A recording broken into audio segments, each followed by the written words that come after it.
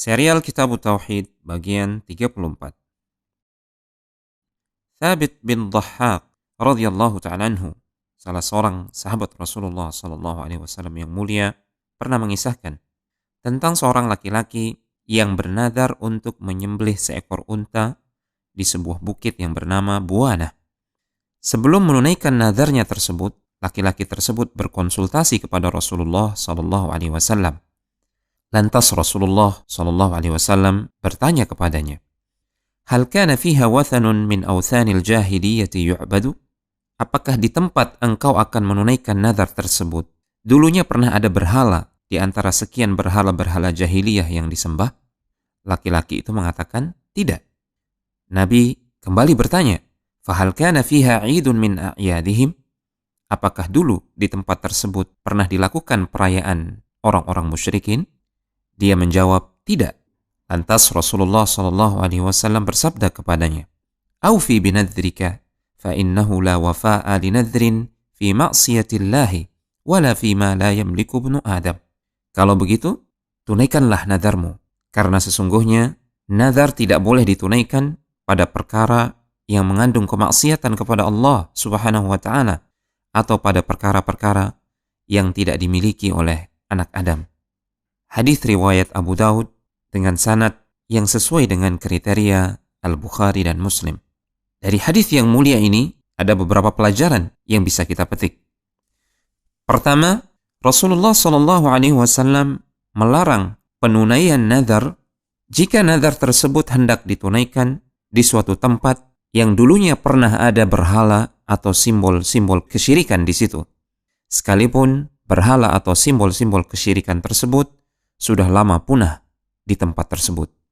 Kedua, Rasulullah sallallahu alaihi wasallam juga melarang penunaian nadar di suatu tempat yang dulunya pernah menjadi tempat perayaan kaum musyrikin, sekalipun perayaan tersebut sudah lama punah di tempat tersebut. Ketiga, melalui hadis yang mulia ini kita belajar bagaimana Rasulullah sallallahu alaihi wasallam dalam berfatwa, dalam memberikan keputusan hukum. Rasul sallallahu alaihi wasallam tidak langsung begitu saja memberikan jawaban atas pertanyaan yang diutarakan kepada beliau. Terlebih dahulu, beliau berupaya untuk mendapatkan gambaran yang komprehensif, menyeluruh atas suatu kasus. Lihatlah bagaimana beliau beberapa kali bertanya balik kepada penanya untuk mendapatkan gambaran yang lebih jelas terkait pertanyaan yang diutarakan kepada beliau. Setelah mendapatkan gambaran yang jelas, barulah beliau memberikan keputusan hukum. Keempat, melalui hadis yang mulia ini terdapat isyarat tentang disyariatkannya saddud dzari'ah, yaitu menutup celah-celah yang bisa mengantarkan kepada kesyirikan.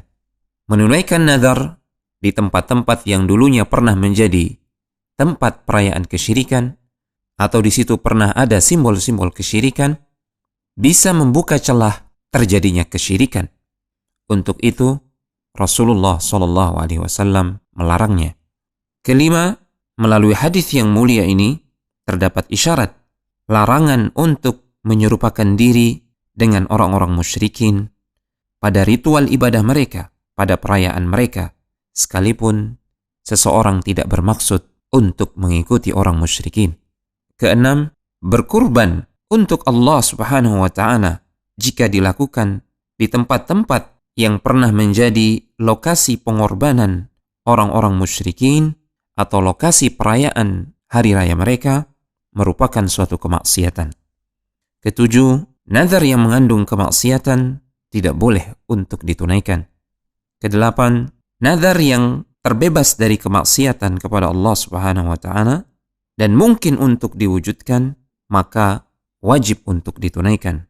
Kesembilan, nadar adalah ibadah, tidak boleh untuk dipalingkan kepada selain Allah sedikit pun. Karena Rasulullah sallallahu alaihi wasallam pernah bersabda, "Man nadhara an yuti'a Allah falyuti'hu, wa man nadhara an ya'si Allah fala ya'sihi."